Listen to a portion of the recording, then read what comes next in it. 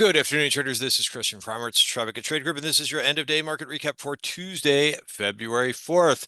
Was more of a day for the bulls today. Strong breath today. You could see more green on the screen in terms of names going up, both overall and after the open as well. So I'll cover some of these moves today, as well as some trade setups. Before I do that, risk disclaimer in front of you. Everything that we're going through is for information purpose only, not giving out any advice or recommendations. Please read the full risk disclaimer right there. But this video is for education purposes only. So looking at a couple things here, a couple of the macro headlines first. I noticed that the dollar was down decently today. So remember, the dollar was a little bit hot. Remember, yesterday it was all about the T word, tariffs, but look at what the dollar did here. It made a lower high on this move up, and since then has been faded. So, we're going to have a test here.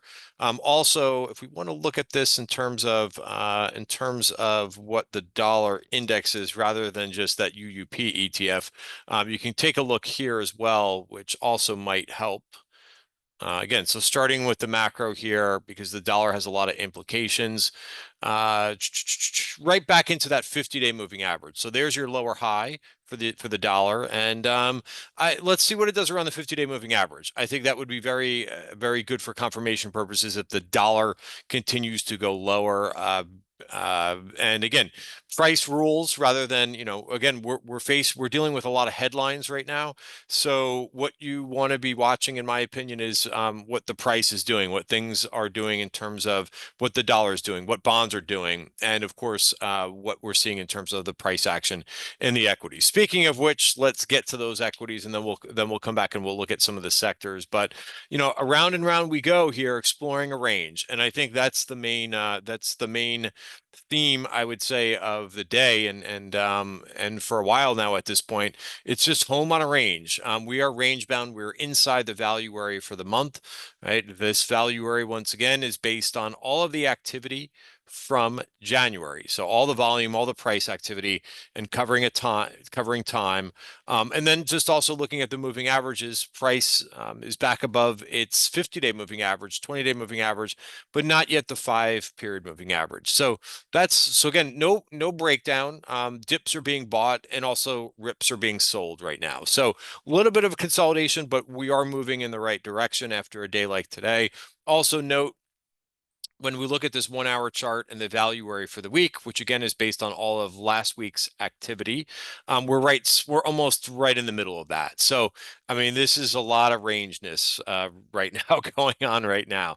So, I'll talk a little bit about strategy. I don't want to get to the conclusion yet, but I think that you're probably already kind of formulating a bit of strategy based on how this market is reacting.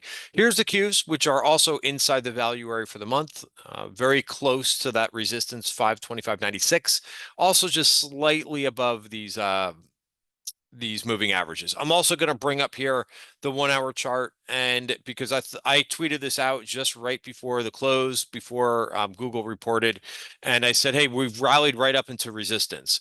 And we know over the last couple of weeks that resistance, the market has been fading that. It's been sell the rip. And here was the dip too, which was right at the bottom of this week's value area. So the dip was bought, but kind of ran out of steam here right at the top of the value area, and probably not going to be able to make it through in the overnight session, barring any new news based on what we have for Google. Which might as well bring up Google, and we'll bring up AMD, two of the widely watched stocks. But Google did not beat their earnings, and they're down some. And this is tough. This was a tough setup going into earnings, because a lot of times we'll see this where a chart looks so good into its earnings, and it's very unpredictable. But things like this, I would rather be buying the dip than trying to think that this is going to be a major breakout here. A couple stocks that, just to kind of give a little bit of perspective, but remember when Netflix reported, I was a fan of Netflix going into earnings because it had come off those highs and the sentiment wasn't so high. When you're up here, you know that the sentiment is high, and if you miss, you're going to get hurt a little bit. I would say the silver lining, and I don't think that the earnings call has started yet. We'll see if they say anything positive I'm looking for them to say something about quantum computing, because we heard about that probably at least, what, a month ago. So I actually have a trade on in one of the quantum computing names just to see if that either comes up in the conference call, or if they get, maybe somebody asks them the question about that. But for now, watch your support levels 190.86 and 188.80. So that's Google. Well, I'll cover AMD. Oh, geez, look at AMD reversing. AMD, man, is just such a tough name. So it did rally up to this virgin point of control. Overhead supply coming into play here, calling that perfectly 125.93. And that was your resistance. By the way, I don't do a lot of mentioning of like where you can get this kind of stuff. The value areas do really help me in my trading, especially right now with this market range bound, because it gives me a sense of where there's resistance, overhead supply, and then support as well. If you want to do a 7-day trial, you should be able to, I think this is here. If you go to my pinned tweet, so I talk about trading with volume at price, how the MarketWebs are kind of an evolution of, using the volume profile. And then, another level up was Anchor VWAP, right? Well, this is taking this to another level. So you could click on this and you could sign up. It's a 7-day trial. So you could just click right here. You could get a 7-day trial, and then you can kind of check it out. It does take a little bit of getting used to, having value areas on your charts. But once you get used to this and understanding where significant resistance and support levels are, I think you'll kind of develop a bit of a trader's edge in terms of knowing where some of these levels are, and especially in the market that we're in right now. Let me just talk about IWM really quickly. IWM has been rallying back. It is inside its value area for the week, so you're going to have some resistance at 228. And also note that we're coming back into that 50-day moving average. It's only the 50-day moving average of death, because price tried to get above this about 7 times in here and wasn't able to do it. We went down to this VPOC down here, bounced, but again, same theme here, range. So let me just talk about this. Now, I generally will rely more on the MarketWebs when we're doing this type of thing and when we're bouncing around. When we're in a market where we're breaking out, I don't need, the MarketWebs are basically telling me that we're in a market that's breaking out. And then I watch things like the 5-period moving average. But we're not in that environment right now. We're in a consolidation in the short term. So that's what I see right now for the indices, a lot of consolidation. There's not much else to really, super analyze in terms of sectors that we've got going on, and, what outperformed today. Energy stocks did pretty well. Kind of interesting that the way that this has happened for energy stocks, which were one of the market leaders for the first couple of weeks, but this is another range bound chart. I mean, really range bound. So again, I mentioned, I'm sorry for all the for the notes about the ranges, but there's a lot of charts that are doing this. This is even more dramatic, where we kind of hit the top of the range and turned around.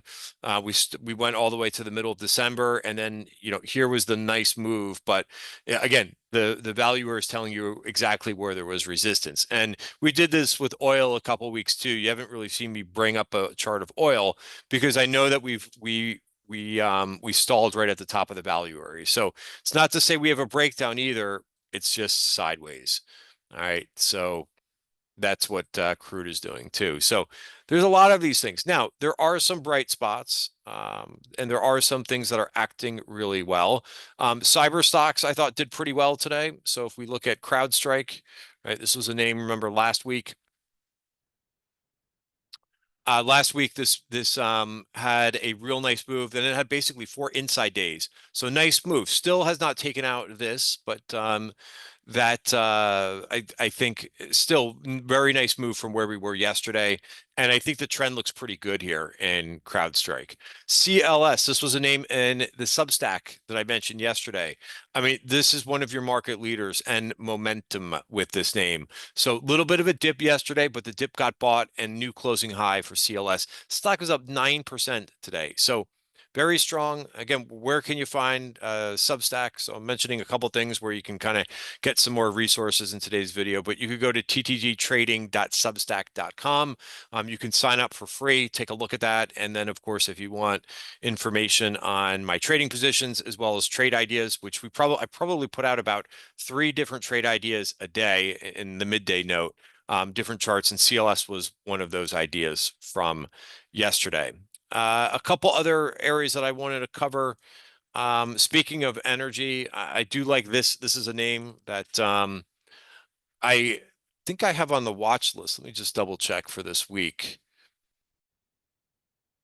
Yes, this was one of the names from last week. I think I put this name on the watch list towards the end of last week, but there you go. And I would watch this level right here, 30.90. That's a level to trade off of, which I think is pretty good.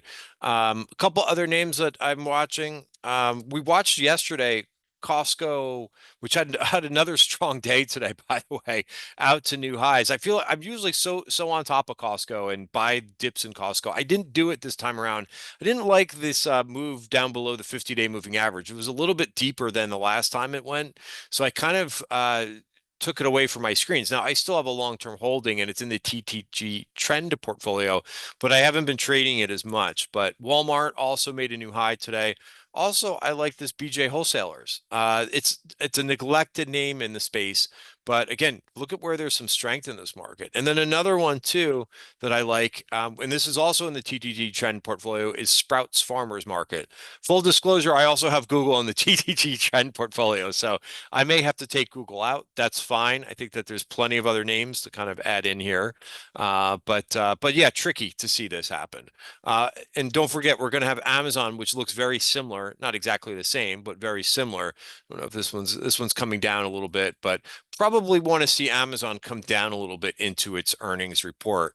If they had already reported, I would say this looks great, but they have not reported yet. So that'll be interesting. And it's very interesting too, the way that the Mag 7 or the Great 8 names are separating themselves. You've got a couple real nice winners, and you've got a couple that are, you could categorize them as the lag 7. So they're beginning to kind of separate. They're not moving as one group any longer. A few other names that I wanted to cover, so just to kind of get to the strategy as I alluded to earlier, but I think right now, what I'm trying to do is just stick with names that are doing very well. I mentioned CLS. I mentioned CrowdStrike earlier. Another name that I bought yesterday was Interactive Brokers. Didn't do much today, but I'll get back involved in this one on a dip. ACN, going to where I'm seeing pockets of strength. I talked about this group yesterday, I believe, but look at Accenture. That's a real nice move out to new highs. I remain long this one.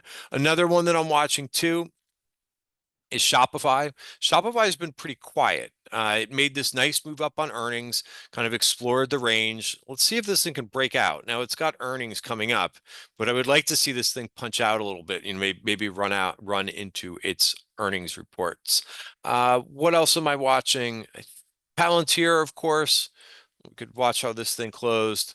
What a huge move. And I traded some App 11 today. Didn't close on the highs, but for now I'll stay long this at 368. I thought this would get a couple of the software names going today, so managed to get a couple quick targets in this one and sitting long with a balance above 368. Guys, have a great night. And yes, very much I think right now this market is a bit of sell the rip and making sure that you're doing that and then leaving dry powder, making adjustments, staying nimble, flexible so that you could buy the dip, because the market is giving us some opportunities, and I see the Qs selling off a little bit. Maybe you get another opportunity tomorrow to maybe buy the dip again. Guys, have a great night. See you tomorrow.